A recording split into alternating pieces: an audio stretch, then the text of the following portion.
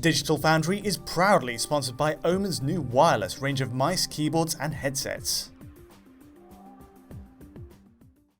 Last week, Electronic Arts unleashed its latest Star Wars game with Star Wars Squadrons. It's a fun dogfighting game that harkens back to the days of X-Wing vs. TIE Fighter, but with its own flair. It's also fully playable in VR, and it looks amazing. So to talk about this, I wanted to bring on my good friend, Alex Battaglia. Hey there, John. I'm always excited to talk about space flight games. I know, you love them. I mean, this is not Star Citizen, though. This is Star No. Wars. I mean, I've always kind of really liked any of the Star Wars kind of flight sims on PC, but they haven't been made in a really, really long time. So I'm excited to see what this looks like. Yeah. And it's true. This isn't exactly one of those. There's plenty of differences, but the spirit is there, and that's what I like about it. But first, so what's interesting to me is that, and we'll get to the details on this, after playing this on all 4 consoles, which is where I've tested it, this is an example of a console game that is a perfect console game, just about. Awesome. But what I mean by that is it's a game that out of the box delivers an experience so smooth, stable, and nice looking that there's really no complaints to be had. There's numbers there behind this, but that's kind of the gist. And it sort of highlights, I think, the maturity of the Frostbite engine and where we are. And this is perhaps the final big Frostbite release prior to the new generation of consoles. Yeah, I think it will be as well. And if you think about it, it makes sense with that maturity and the kind of game this is. Flight games and space games have the advantage that when you're in space or in the sky, it runs a lot, or it's easier to render than it is when you're really close to the ground. So they can probably target, I would imagine, like much higher frame rates than they could in some areas in like a Frostbite Battlefield game, maybe. And maybe that helps the smoothness a little bit. I'm not sure, though, obviously. Yeah, I think you're right. I mean, and what I love about the visuals, though, is that, you know, despite the sparse environment, the detail that is there is extremely lavish. All those Star Wars ships, like we've seen this before, even going back to like Rogue Squadron 2 in the GameCube, which is gorgeous. Yes. But here, like they've really ramped up the detail level to the next level, I suppose. And there's a sense of scale to it. Like when you fly next to a Star Destroyer or some other Rebel ship, you can really piece out all the individual bits and bobs and like entrances and ports and everything in a way that makes it feel more tangible. And on top of that, there's spaceships you can fly in and around. There's all kinds of cool atmospheric effects and particles. There's even like large, almost planet-like structures that you'll like basically dogfight above. That's crazy. Is there a sequence that's like the last mission of Shadows of the Empire when you're going through like a Death Star-like thing or something like that? There's stuff like that. That's really awesome. So I should note, though, I guess because we need to get this out, I've only played the trial on EA Play, which means full access to the multiplayer for 10 hours and just the prologue campaign mission. So I'm not sure where the campaign goes, but even in the prologue and in some of the multiplayer maps, you can fly in and around some pretty impressive structures. But let's talk about some of the details here first, so people aren't wondering too long. I said this was almost a perfect style console release. But the resolution kind of scales as you would expect, and it's similar to prior Frostbite games in a good way. So Xbox One X, as you would expect, is at the top, and it actually delivers a full native 4K image. Well, it does. So there does seem to be some sort of reconstruction in use on most of these versions. So if you, say, pause it after a frame change, you'll spot some obvious artifacts, but it gives the impression of full 4K. But it is also using DRS, which it seems to be in the like 1800, 1900 kind of range a lot. It can drop closer to 1440p as well. Really high, but though. It's usually close to 4K, and that's really impressive. And it kind of highlights to me just how far we've come again with Frostbite. I mean, Battlefield 4 started out as 720p on Xbox and 900p on PS4 with horrible anti-aliasing and just very bad image quality all around, just shimmering. Whereas here, like just the quality, like they've got reconstruction, dynamic resolution scaling, TAA, all kinds of post effects and everything all sort of slathered in there to give this super clean, smooth looking presentation. And that even extends to the other machines like PS4 Pro, which seems to top out at 1800p, and drops into the 1445, 1512 kind of range, similar to Spider-Man, weirdly enough. Yeah. Most of the time. It might be able to go lower. I didn't see anything there, but it is difficult to say for sure. I mean, that sounds a lot like usual kind of PS4 Pro things, except for the fact that we're playing this at 60 FPS here, which is impressive in its own right. It's kind of like a 1440p machine in a lot of ways. Exactly. And then on the base consoles, both of them top out at 1080p, and they both seem to be able to drop from that. Like, so PS4 base is almost always at 1080p. I saw a couple examples of it dropping lower. Xbox One can drop all the way down to like 720p, but that seems really rare. Is that like more moments when it does drop to 720p when there's like a lot of alpha on the screen, or when did you really notice it? Like the I noticed it when flying near the surface of one of the planetoid-like structures with a lot of alpha effects happening on screen. If you pause a frame during some of that, you can really see some pixelation there. But again, it's relatively uncommon, and the game looks great on all platforms. That's kind of the key. It's a beautiful, beautiful game, no matter where you play it. So what is the, I guess, you were saying it's kind of like a perfect console release, and for both you and I know that means like adhering to the frame rate target really, really well. Does that mean we're kind of getting a flat 60 across the board here on almost every machine? It does. And this is so... That's awesome. You know, this section, again, I've said it before, but this gets kind of boring actually for us. You know, I'm combing through looking for slowdown. And even on... I found some, like here on Xbox One X, in the single-player prologue. For whatever reason, this area dropped into the 50s. But it snaps back to 60 pretty quickly. And actually finding slowdown at all was shockingly difficult. I really, really had to poke and play the game to get anything. And this is on all 4 platforms. And it's just, to me, it's so rare and refreshing to see a game that just seems to run so effortlessly smooth. That's crazy from my perspective, because usually we see late-gen titles recently where we see the pro consoles doing really, really well, but the base consoles, the non-professionals, have more problems keeping up the frame rate, especially the Xbox One, the base Xbox One. But hearing that it can even manage, you know, obviously it's dipping the resolution to manage still be 60 FPS is pretty impressive, I would say, for a late-gen title. It goes against expectations. Yeah, absolutely. And that's kind of the point is like... you know, Battlefield 4, again, going back on those base machines, it did not run this well. I mean, that's a demanding game. The image quality was much worse, didn't run as well as this by any stretch of the imagination. And yeah, as you mentioned, you know, the rendering load is different. This is more sparsely rendered. There's less, like, complex things to render in general. But that doesn't mean it's not absolutely gorgeous to behold. And it really just shows the maturity of the engine and the understanding of the consoles at play here. That said, there is one area that I did find a little bit annoying, and that's the loading times, especially in multiplayer, where you sort of have to load into this briefing area to ready up, which takes time, and then after that, you have to wait for it to load into the actual game.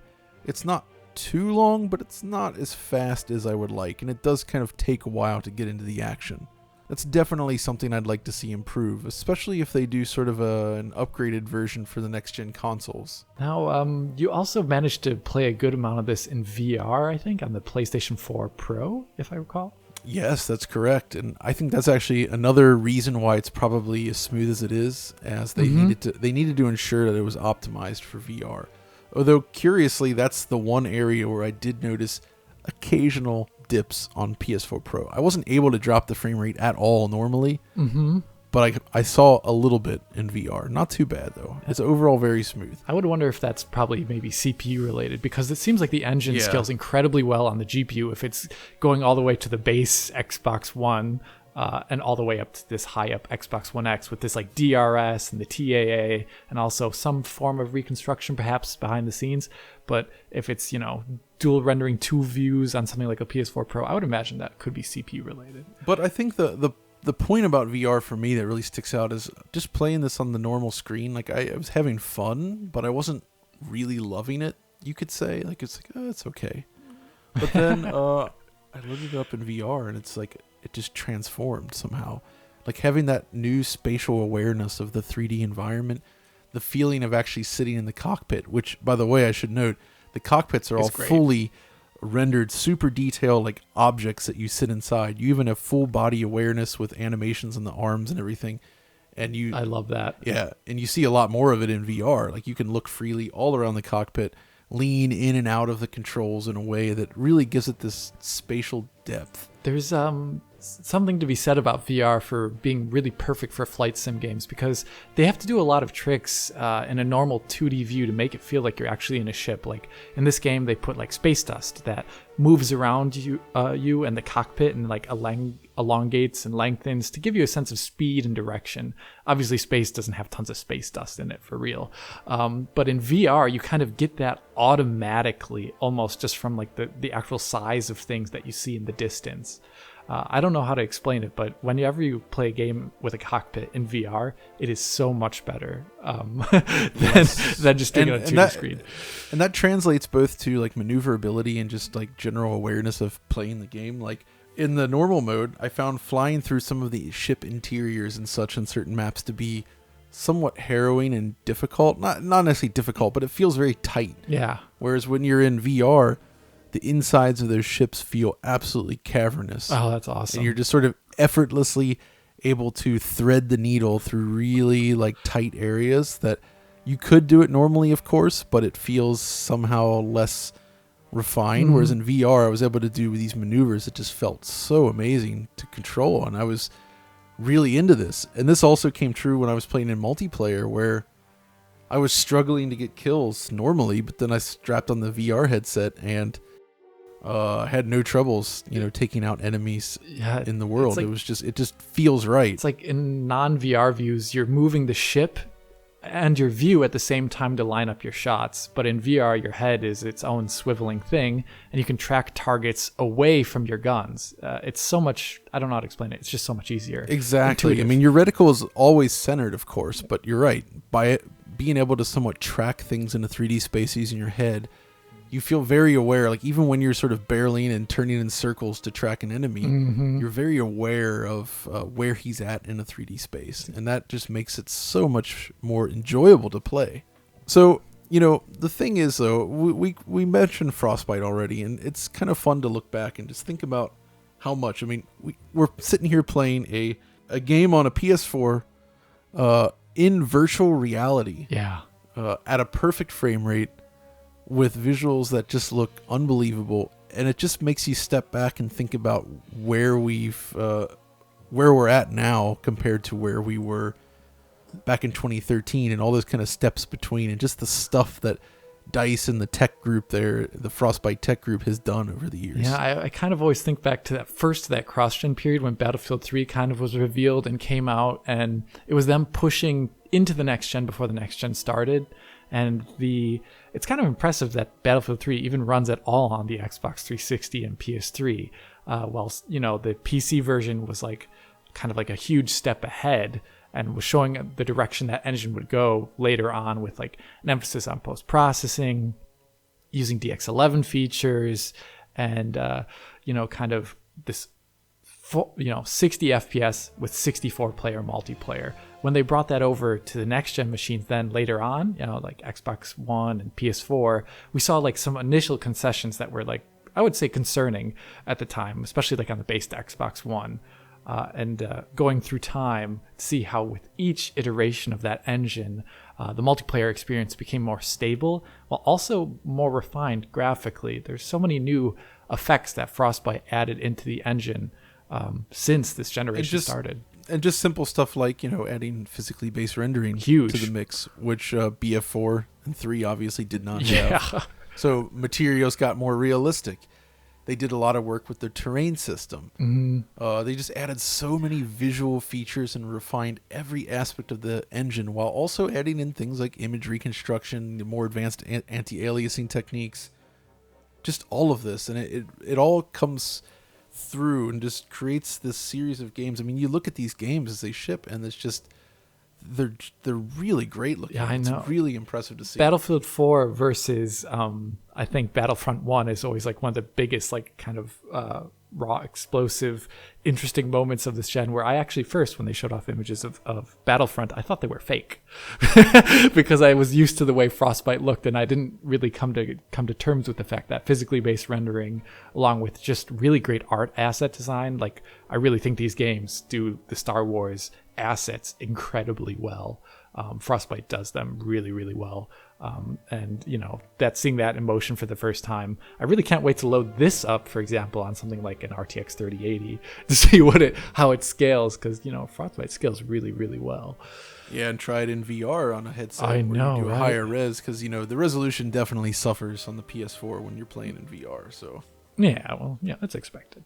Well, that's pretty much it. I mean, there's not that much to report on from our side other than discuss what we thought of it. And yeah, all console versions are excellent. I haven't had a chance to test it on PC yet. I'm sure it's solid there as well. It'll be curious to see how this game continues, what people think of it long term. I like what I've played, but yeah. It'd be interesting to see where if they do next gen versions of this at all, since we're so close to the next gen beginnings, as it's going to be coming up in about a month's time here. I would love to see if they did not just boost the resolution here, but maybe add in new things, because Frostbite technically, supports ray tracing. I would like to see some ray trace kind of action in Star Wars. Perfect art for it. I agree. That would be excellent. And maybe we will next generation. Who knows? But that's going to do it for this video. So thanks for joining me, Alex. Of course, John. It was a pleasure.